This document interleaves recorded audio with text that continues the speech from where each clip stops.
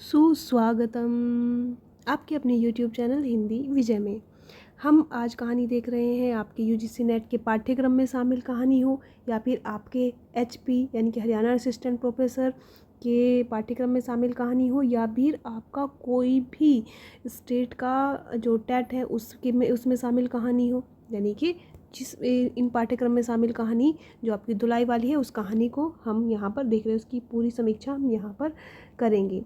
ये जो कहानी है धुलाई वाली, ये प्रथम मौलिक कहानी इसको माना गया है और अगर देखा जाए ये कला की दृष्टि से बहुत ही प्रौढ़ कहानी रही है। लेखिका इसकी राजेंद्र बाला घोष, यहाँ पर ही जो बंग महिला है वो इसकी। तो बढ़ते हैं कहानी की तरफ। धुलाई वाली कहानी ये जो है सरस्वती पत्रिका में ये प्रकाशित हुई थी। कुसुम संग्रह जो है बंग महिला या राजेंद्र बाला घोष का, उसमें ये संकलित है। कुसुम जो इनका कहानी संग्रह है। लेखिका इसकी राजेंद्र बाला घोष, इन्हीं को ही बंग महिला के नाम से जाना जाता है। कहानी का अगर स्वरूप देखें तो कैसी है, ये मनोरंजक परक है, हास्य विनोद से पूर्ण ये कहानी है।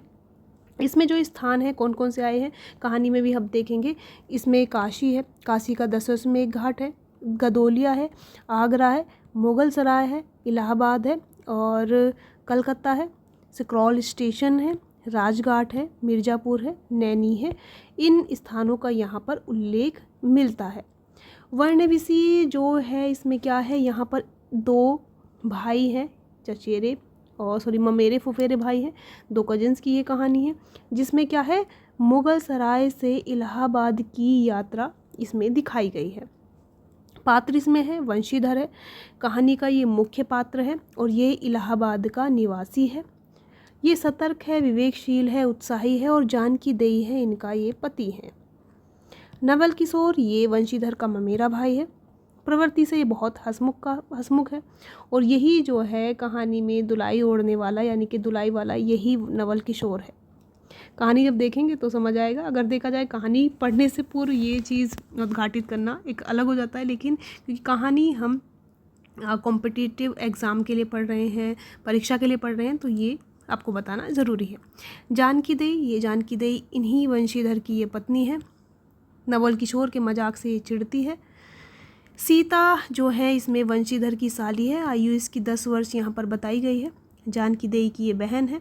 जानकी के जब ससुराल जाने की उसकी बात होती है तो उनके साथ जाने के लिए रोती है बच्ची। अन्य पात्र में जो है नवल किशोर की बहू है, नवल किशोर की सास है, नवल किशोर का साला है, इक्के वाला है, कहारिन है, रेल यात्री हैं, उसमें पहला दूसरा तीसरा एक चौथी ये महिला है, एक बूढ़ी महिला है, एक लठैत आदमी है और ये जो है वंशीधर से हिस्सा मांगता है। जब बोलता है कि ये जो है इस दुलाई वाली से सब कुछ ले लेगा तो ये वंशीधर से हिस्सा मांगता है कि कहे कि का बाबू हमको भी कुछ हिस्सा मिलेगा, इस तरीके से बोलता है। ये वही लठैत है। जो कहानी पढ़ेंगे तो इन सबको हम देख लेंगे। कथन देखें इस कहानी के बारे में तो श्री कृष्णलाल व राय कृष्णदास ने पाश्चात्य कला की दृष्टि से दुलाई वाली को हिंदी की पहली मौलिक कहानी माना है और इसमें जो है ग्रामीण महिलाओं के संवाद देखने को मिलेंगे। इसमें और स्वदेशी आंदोलन की गूंज दिखेगी, जहाँ पर ये धोती जो पाश्चात्य पहनावे हैं उसमें दिखेगा। स्त्री पुरुष की मानसिकता व सोच यहाँ पर देखने को मिलेगा और बहुत ही स्वाभाविक तरीके से देखने को मिलेगा। कहानी में जो है ठेठ अवधि का प्रयोग भी देखने को मिलेगा। ठीक है, तो बढ़ते हैं हम कहानी की तरफ। हमारी कहानी है धुलाई वाली और ये है बंग महिला की कहानी, तो इसी को हम देख रहे हैं। शुरुआत होती है कहानी की कहाँ से। काशी जी के दशाश्वमेध घाट पर स्नान करके एक मनुष्य बड़ी व्यग्रता के साथ गदोलिया की तरफ आ रहा है। अगर कोई आप में से काशी गया हो, बनारस गया हो, तो आपको पता है गदोलिया जो है वहाँ पर एक गदोलिया स्थान है जहाँ पर आपको जो है दशाश्वमेध घाट है उसी के पास गदोलिया है, वहाँ पर ये जा रहा है। एक हाथ में एक मैली सी तौलिया में लिपटी हुई भीगी धोती और दूसरी में क्या है सुरती की गोलियों की कई डिब्बियाँ और सूंघने की एक पुड़िया थी। उस समय दिन के कितने बजे थे, 11 बजे थे। देखो समय भी याद रख लीजिएगा कितना समय हो रखा था, 11 बजे थी।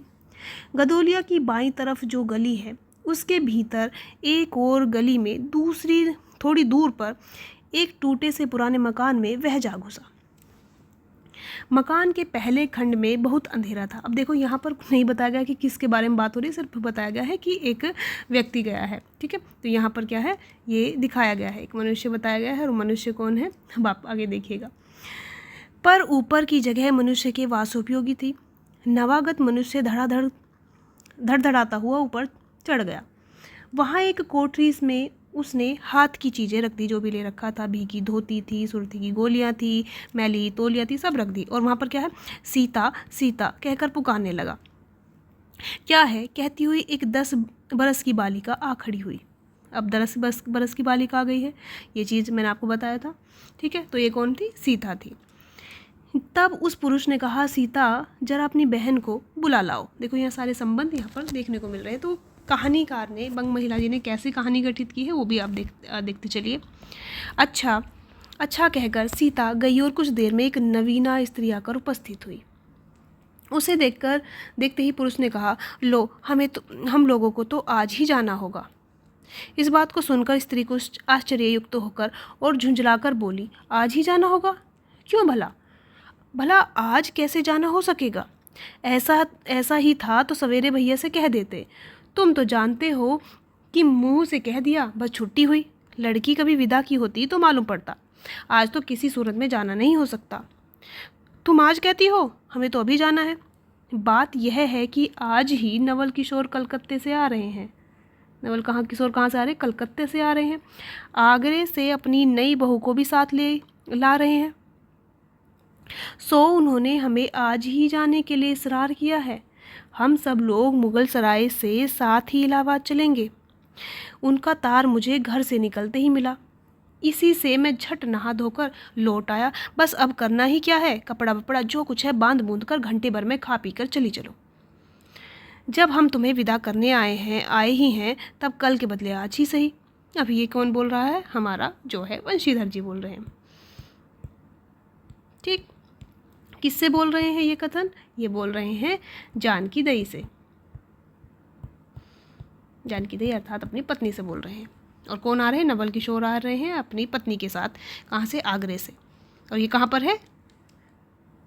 काशी में है। ठीक है, हाँ यह बात है, नवल जो चाहे करावे। क्या एक ही गाड़ी में न जाने से दोस्ती में बट्टा लग जाएगा? अब तो किसी की तरह के नहीं रुकेंगे नहीं। जरूर ही उनके साथ जाओगे, पर मेरे तो नाको दम आ जाएगी। क्यों, किस बात से? अब ये कथन किसका था? ये जानकी दई का था। किससे? वंशीधर से। ठीक है, तो ये बोल रहे हैं क्यों, किस बात से? कौन बोल रहे हैं? बंशीधर जी बोल रहे हैं। उनकी हंसी से। और किससे? हंसी ठट्टा भी राह में अच्छी लगती है, उनकी हंसी मुझे नहीं भाती। एक रोज मैं चौक में बैठी पूड़ियाँ काट रही थी कि इतने में न जाने कहाँ से आकर नवल चिल्लाने लगे, ए बुआ देखो तुम्हारी बहू पूड़ियाँ खा रही हैं। मैं तो मारे शर्म के मर गई। हाँ, भाभी ने बात उड़ा दी सही। वे बोली खाने पहनने के लिए ही तो आई है, पर मुझे उनकी हंसी बहुत बुरी लगी। अब ये क्या है, किससे चिढ़ रही है? ये नवल किशोर से चिढ़ रही हैं कि उन्होंने मेरी हंसी उड़ाई थी पूड़ियाँ खाने की बात से। अब यहाँ पर देखो क्या बोल रहे हैं, बस इसी से तुम उनके साथ नहीं जाना चाहती। तो ये बंशीधर बोल रहे हैं। अच्छा चलो, मैं नवल से कह दूंगा कि यह बेचारी कभी रोटी तक तो खाती नहीं, पूड़ी क्यों खाने लगी भला। अब ये यहाँ पर व्यंग कर रहे हैं। इतना कहकर बंशीधर कोठरी के बाहर चले आए। बोले, मैं तुम्हारे भैया के पास जाता हूँ, तुम रो रुलाकर तैयार हो जाना। बंशीधर बोल रहे हैं कि अपनी पत्नी से, जानकी देई से, कि तुम कैसे भी करके तैयार हो जाओ बस चलने के लिए। इतना सुनते ही जानकी देई की आंखें भर आई और आषाढ़ सावन की ऐसी झड़ी लग गई। बंशीधर इलाहाबाद के रहने वाले थे।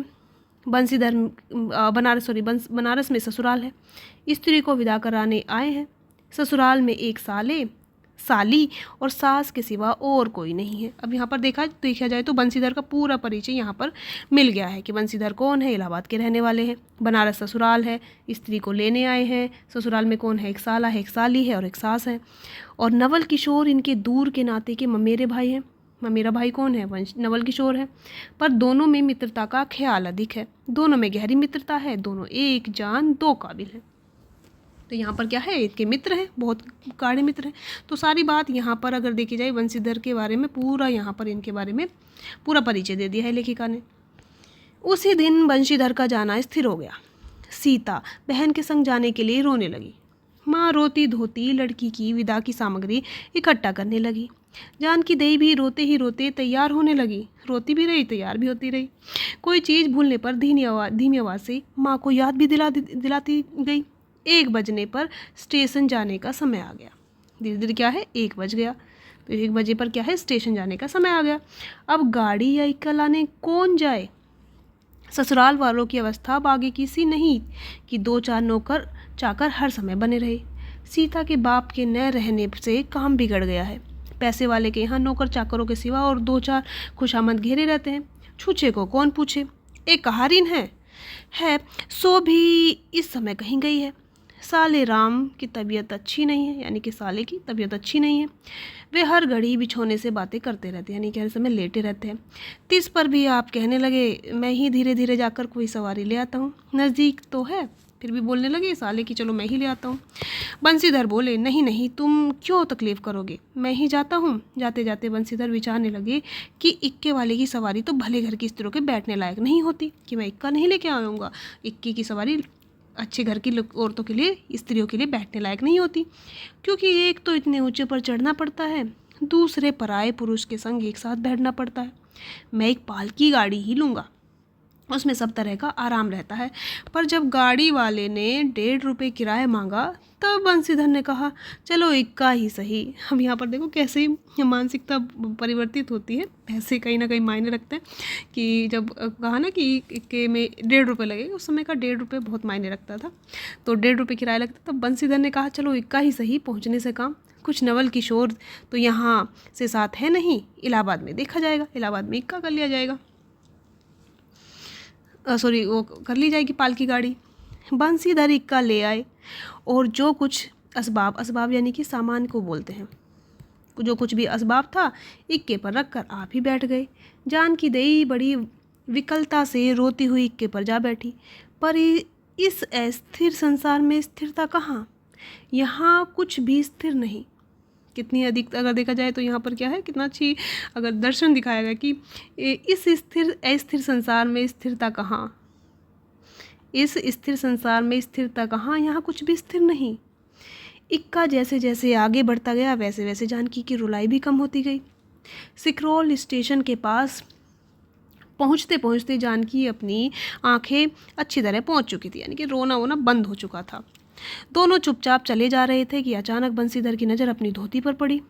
अरे एक बात तो हम भूल ही गए, कहकर पछताते से उठे। कौन, बंसीधर। इक्के वाले के कान बजाकर जानकी ने पूछा क्या हुआ, क्या कोई ज़रूरी चीज़ भूल आए।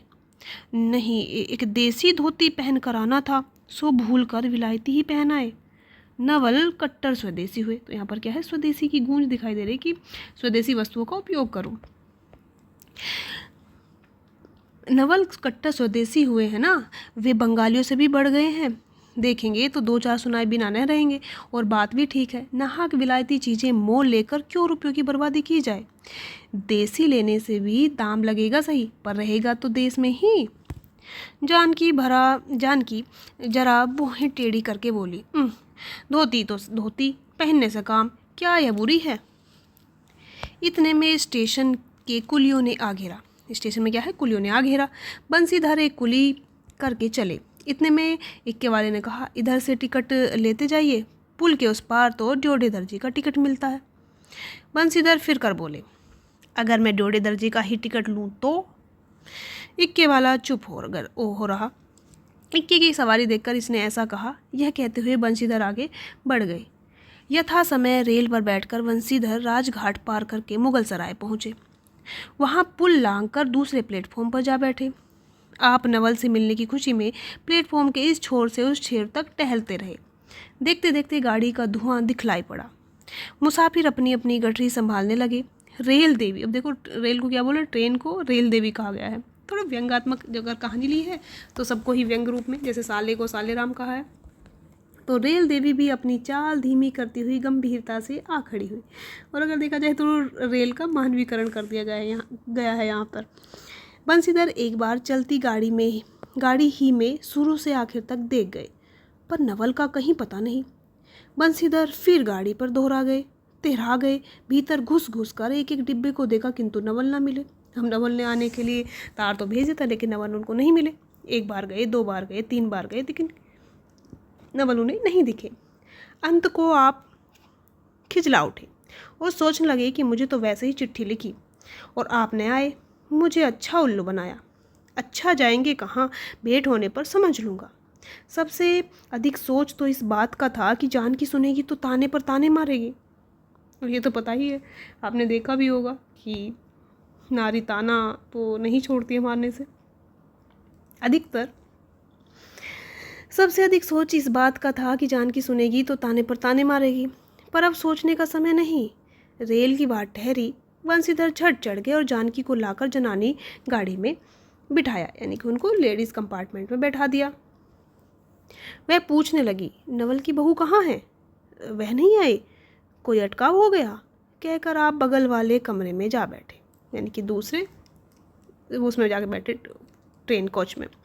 टिकट तो डोड़े का था, पर डोड़े दर्जे का कमरा कलकत्ते से आने वाले मुसाफिरों से भरा था, इसलिए तीसरे दर्जे में बैठना पड़ा। जिस गाड़ी में बंसीधर बैठे थे उसमें सब कमरों में मिलाकर कुल 10-12 ही स्त्री पुरुष थे। समय पर गाड़ी छूटी। नवल की बातें और न जाने क्या क्या अगड़म बगड़म सोचते सोचते गाड़ी कई स्टेशन पार करके मिर्ज़ापुर पहुंची। कहाँ पहुंच गई ट्रेन? मिर्ज़ापुर। देखो नाम उल्लेख आ रहा है स्टेशंस का, तो ये चीज़ याद रखिएगा। मिर्ज़ापुर में क्या है, पेटराम की शिकायत हुई, यानी कि पेटराम की किसकी? भूख लग गई भाई महाशय को। उसने सुझाया कि इलाहाबाद पहुंचने में भी देरी है, चलने के झंझट में अच्छी तरह उसकी पूजा किए बिना ही बंशीधर ने बनारस छोड़ा था, इसलिए आप झट प्लेटफॉर्म पर उतरे और पानी के बम्बे में हाथ मुँह धोकर एक खोंचे वाले से थोड़ी सी ताज़ी पूड़ी और मिठाई लेकर निराले में बैठे अपने उन्हें ठिकाने पहुंचाया। पीछे से जानकी की सुधाई। सोचा कि पहले पूछ ले, तब कुछ मोल लेंगे, क्योंकि स्त्रियां नटखट होती हैं, वे रेल का खाना पसंद नहीं करती। पूछने पर वही बात हुई। तब बंसीधर लौट कर अपने कमरे में आ बैठे। यदि वे चाहते तो इस समय डोढ़े में बैठ जाते, क्योंकि अब भीड़ कम हो गई थी, पर उन्होंने कहा थोड़ी देर के लिए कौन बखेड़ा करे। बंसीधर अपने कमरे में बैठे तो 2-1 मुसाफिर अधिक देख पड़े। आगे वालों में से एक उतर भी गया था। जो लोग थे सब तीसरे दर्जे के योग्य जान पड़ते थे। अधिक सभ्य कोई थे तो बंसीधर ही थे। उन्होंने कमरे के पास वाले कमरे में एक भले घर की स्त्री बैठी हुई देखी। वह बेचारी सिर से पैर तक ओढ़े, सिर झुकाए, एक हाथ लंबा घूंघट काढ़े, कपड़े की गठरी सी बनी बैठी थी। बंसीधर ने सोचा इनके संग वाले भद्र पुरुष से आने पर उनके साथ बातचीत करके समय बितावेंगे। 1-2 करके तीसरी घंटी बजी, यानी कि ट्रेन चलने के लिए तैयार हो गई। तब वह स्त्री कुछ अकचकाकर थोड़ा सा मुंह खोलकर जंगले के बाहर देखने लगी। जो ही गाड़ी छूटी वह मानो कांप सी उठी। रेल का लेना देना तो हो ही गया था, अब उसको किसी की क्या परवाह, यानी कि रेल तो चलने लगी थी। वह अपनी स्वाभाविक गति से चलने लगी। प्लेटफॉर्म पर भीड़ भी न थी, केवल 2-4 आदमी रेल की अंतिम विदाई तक खड़े थे। जब तक स्टेशन दिखलाई दिया तब तक वह बेचारी बाहर ही देखती रही, फिर स्पष्ट स्वर में रोने लगी। उस कमरे में 3-4 प्रौढ़ ग्रामीण स्त्रियां भी थी। एक जो उसके पास ही थी कहने लगी, अरे इनकर मनाई तो नहीं आइलेन हो, देखो रोवल करथाइन, यानी कि तो रोने लगी। इनके साथ के जो थे वो तो नहीं आए हैं। दूसरी बोली, अरे दूसरी गाड़ी में बैठा हो ही रे, यानी कि दूसरे कोच में बैठा होगा। दूसरी फिर से बोली, दूर बो रही ई जनानी गाड़ी थो रही हैं, यानी कि अरे तू रहने दे, ये कोई लेडीज़ कोच थोड़ी ही है। दूसरी फिर बोली, तो हो भलो ही तो कहूँ, कहकर दूसरी बद महिला से पूछने लगी, कौन गांव उतरबू बेटा, यानी कौन से गांव में उतरोगी? मिर्ज़ापुर चढ़े हो ना। इसके जवाब में उसने जो कहा वह सुन ना सकी, यानी कि तुम कहाँ, कौन से गांव से कौन सी जगह उतरोगी, तुम मिर्ज़ापुर से चढ़ी हो, इस तरीके से दूसरी स्त्री पूछ रही है। तब पहली फिर बोली कि हाँ चलो हम पूछते हैं, तुम दूर हटो। हट हम पूछला ना, हम कहा कहाँ उतरबू हो? आई इलाहाबाद। दूसरी बोली, इलाहाबाद कौन गांव हो गोइया, यानी कि तुम इलाहाबाद में कौन से जगह पर जाओगी? पहली फिर बोली, अरे नाही जान लो, प्रयाग जी, जहाँ मनई मकर नाहिला जाला, जहाँ पर मकर स्नान किया जाता है। दूसरी फिर बोली, भला प्रयाग जी काहे न जानित, ले कही के नाही तोहरे पंच के धर्म से 4 दाई नहाई चुके हैं। ऐसो हो सोमवारी और गहन दका दका लाग रहा तउन तोहरे काशी जी नहाए गई रहे। यानी कि अपनी बातचीत ही मतलब करने लगी, उसकी तरफ से ध्यान हट गया, अपनी अपनी जो है राय रखने लगी। पहली बोल रही, आवे जाए के तो सब आउत जात बटले बाटेन फून, यह साहित्य तो बेचारी विपत में ना पड़त बाटिल हे। हम पचही राजघाट टिकस कटौली, मंगोल के सराय उतर लही हो दन पुनी चढ़ लही। बनी कि अपने ही बातें कर रहे हैं कि हम एक बार उतर गए थे, चढ़ गए थे, राजघाट का टिकट कटाया था, ये अपनी ही बात कर रही हैं। ऐसे ही एक दाई हम आवत रही, एक मिली और मोरे संगे रही, दकोने टिसनिया पर उकर मलिकवा उतरे से कि जो जुरत ही गड़िया खुली। अब भैया उगर फाड़ फाड़ नरिया, ए साहिब गड़िया खड़ी कर, ए साहब गड़िया तनी खड़ी कर। भला गड़िया दहीनाती काहे के खड़ी होए, यानी किसी कहने से गाड़ी थोड़ी ना खड़ी हो सकती है। कि एक औरत हमारे साथ थी, एक स्त्री हमारे साथ आई थी और वो उसके जो साथ के थे वो उतर गए और बार बार वो गला फाड़ फाड़ कर बोल रहे कि गाड़ी रोक दो प्लीज़, गाड़ी रोक दो। वही यहाँ पर बात है। पहली बोल रही है, ऊ मेहरारू बड़ी उजबक रहल, भला केहू के चिल्लाए से रेलुओ कहू खड़ी होला। इसकी इस बात पर कुल कमरे वाले हंस पड़े, यानी कि अपने अपने अनुभव शेयर कर रहे हैं कि क्या क्या हमारे साथ घटना घटी, एक बार ऐसा हुआ, तो सब अपनी अपनी बात बता रहे हैं। इसकी इस बात पर कुल कमरे वाले हंस पड़े। अब जितने स्त्री पुरुष थे एक से एक अनोखी बातें कहकर अपने अपने तजुर्बे बयां करने लगे। बीच बीच में उस अकेली अबला की स्थिति पर भी दुख प्रकट करती जाती थी। तीसरी स्त्री बोली, टिकसिया पल्ले बाए के ना है, हे साहिबवा सुनी तो कलकत्ते ताइले मसूलिया ले, अरे यह तो ना ही कि दूर से आवत रहेला न फरागत के बदे उतर ले। चौथी, हम तो इनके संग के आदमी के देखबो न कही गोया। तीसरी बोली, हम देखे रही लो मज के टोपी दहलेन रहले इनको। तो ये क्या है, पूरी अवधि में ही बातचीत कर रही हैं और अवधि में मेरी पकड़ नहीं है। अगर कुछ भी शब्द में या फिर शब्दों के उच्चारण में या लय में, गति में कुछ अगर आपको गलती लगे तो उसके लिए माफ़ी चाहूँगी, क्योंकि मेरा ये नहीं टोन है, फिर भी मैं प्रयास कर रही हूँ। तो वही अपना अनुभव शेयर करें कि हम तो जो इनके साथ के जो साथ में थे पुरुष, उनको हमने देखा ही नहीं है। चौथी स्त्री बोल रही। तीसरी स्त्री बोल रही कि हमने देखा था, बहुत एक टोपी लगा रखी थी। इस तरह उनकी बेसिर पैर की बातें सुनते सुनते वंशीधर ऊब उठे। तब वे उन स्त्रियों से कहने लगे, तुम तो नाहक उन्हें और भी डरा रही हो, ज़रूर इलाहाबाद तार गया होगा, दूसरी गाड़ी से वे भी वहाँ पहुँच जाएंगे। मैं भी इलाहाबाद ही जा रहा हूँ, मेरे संग भी स्त्रियाँ हैं, जो ऐसे ही है तो दूसरी गाड़ी के आने तक मैं स्टेशन पर ही ठहरा रहूँगा। यानी कि एक सज्जन पुरुष के नाते उन्होंने बोला कि मेरे साथ भी स्त्रियां हैं, जब तक इनके साथ के जो भी शिष्ट या सभ्य पुरुष हैं, जब तक वो आएंगे मैं तब तक स्टेशन पर ही रुका रहूँगा इनकी सेफ्टी के लिए। तुम लोगों में से यदि कोई प्रयाग उतरे तो थोड़ी देर के लिए स्टेशन पर ही ठहर जाना, इनको अकेले छोड़ देना उचित नहीं। यदि पता मालूम हो जाएगा तो मैं इनके ठहरने के स्थान पर भी पहुँचा दूँगा। यानी कि मदद करने के लिए पूरी तरह से तैयार है वंशीधर जी। बंसीधर की इन बातों से उन स्त्रियों की वाक धारा दूसरी ओर बह चली। हाँ, यह बात तो आप भली कही, ना ही भैया हम पचे काहे के केसु कुछ कही, अरे एक के एक करत न बाए तो दुनिया चलत कैसे बाए, इत्यादि ज्ञान गाथा होने लगी। कोई कोई तो उस बेचारी को सहारा मिलते देख खुश हुए और कोई कोई नाराज भी हुए। क्यों सो मैं नहीं बतला सकती कि मतलब सारी चीज़ें नहीं बता सकती, सारी बातें नहीं बता सकी। उस गाड़ी में जितने मनुष्य थे सभी ने इस विषय में कुछ ना कुछ कह डाला था। पिछले कमरे में केवल एक स्त्री जो फ्रांसीसी छीट की दुलाई ओढ़े अकेली बैठी थी, कुछ नहीं बोली। वही हमारे कौन है इसमें, नवल किशोर जी हैं। कभी कभी घूंघट के भीतर से एक आंखें निकालकर बंसीधर की ओर वह ताक देती थी और सामना हो जाने पर फिर मुंह फेर लेती थी। बंसीधर सोचने लगी कि यह क्या बात है, देखने में तो यह भले घर की मालूम होती है पर आचरण इसका अच्छा नहीं। यानी कि बंसीधर जी सोच रहे हैं। और ये कौन थी, दुलाई वाली थी नवल किशोर। और जो स्त्री जो अकेली थी वो कौन थी, इन्हीं नवल किशोर जी की धर्मपत्नी थी। और इन्हीं का जो है कौन जो सेफ्टी के लिए सोच रहे हैं, बंसीधर जी सोच रहे हैं, तो वही वो स्त्री हैं, यानी कि इनके मित्र की पत्नी है। यानी कि सामने ही बैठे हैं और पूरा खेल देख रहे हैं। गाड़ी इलाहाबाद के पास पहुंचने को हुई। बंसीधर उस स्त्री को धीरे जिलाकर आकाश पाताल सोचने लगे। यदि तार में कोई खबर ना आई होगी तो दूसरी स्त्री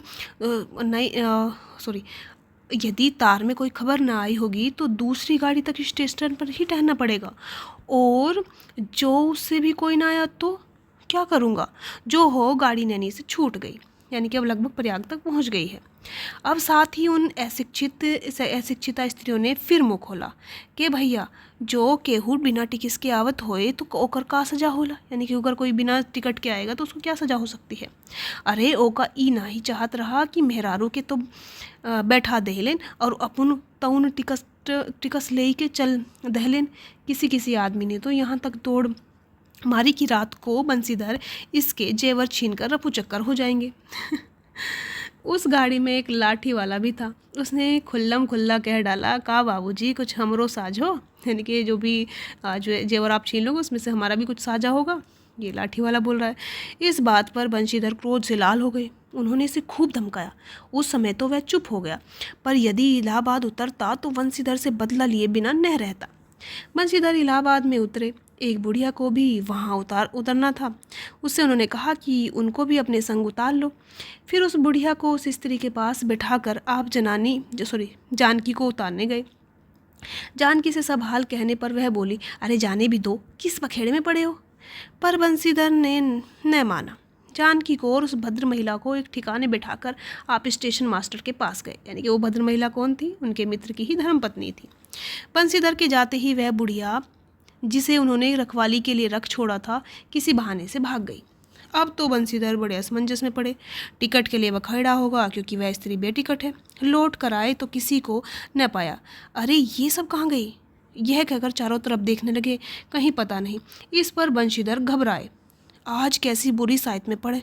घर से निकले कि एक के बाद दूसरी आफत में फंसते चले आ रहे हैं। इतने में अपने सामने उस दुलाई वाली को आते देखा। तू ही उन स्त्रियों को कहीं ले गई है। इतना कहना था कि दुलाई से मुंह खोलकर नवल किशोर खिलखिला उठे। अरे यह क्या, अब यहाँ पर क्या बोल रहा है ये कि यहाँ पर पर्दाफाश हो गया कि नवल किशोर ही वो दुलाई वाले थे। अरे यह क्या, सब तुम्हारी ही करतूत है। अब मैं समझ गया, कैसा गजब तुमने किया। ऐसी हंसी मुझे नहीं अच्छी लगती। मालूम होता है कि वह तुम्हारी ही बहू थी। अच्छा तो वे गई कहाँ। वे तो पाल की गाड़ी में बैठी है, तुम भी चलो।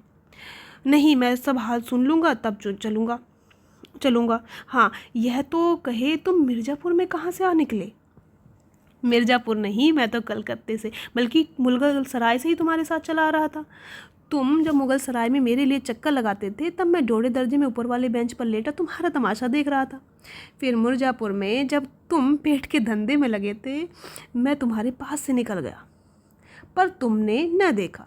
मैं तुम्हारी गाड़ी में जा बैठा, सोचा कि तुम्हारे आने पर प्रकट हो जाऊंगा, फिर थोड़ा और देख ले। करते करते यहाँ तक नौबत पहुँची। अच्छा अब चलो, जो हुआ उसे माफ़ करो। यह सुन बंशीधर प्रसन्न हो गए। दोनों मित्रों में बड़े प्रेम से बातचीत होने लगी। बंशीधर बोले, मेरे ऊपर जो कुछ बीती सो बीती, पर वह बेचारी जो तुम्हारे से गुणवान के संग पहली बार रेल से आ रही थी बहुत तंग हुई। उसे तो तुमने नाहक रुलाया, बहुत ही डर गई थी। नहीं जी, डर किस बात का, हम तुम दोनों गाड़ी में थे ना। हाँ, यदि मैं गाड़ी मास्टर से इत्तला कर देता तो बखेड़ा खड़ा हो जाता ना। अरे तो क्या मैं मर थोड़े ही गया था, 4 हाथ की धुलाई की बिसात थी कितनी। इसी तरह बातचीत करते करते दोनों गाड़ी के पास आए। देखा तो दोनों मित्र बंधुओं में खूब हंसी हो रही है।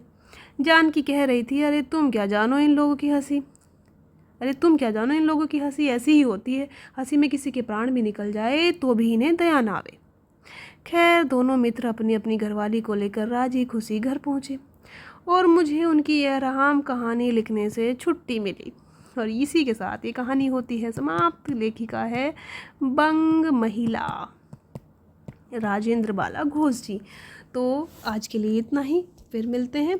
और कहानी कैसे लगे इसके तथ्य और जो परीक्षा में पूछने योग्य जितने भी तथ्य थे वो मैंने पहले ही आपको दे दिए हैं। बाकी जो विशेष तथ्य हैं उनको हाईलाइट भी कर दिया है, कुछ विशेष कथन है वो भी दे दिए हैं। तो आपको कैसी लगी कहानी ज़रूर बताइएगा। आज के लिए इतना ही, बहुत बहुत धन्यवाद।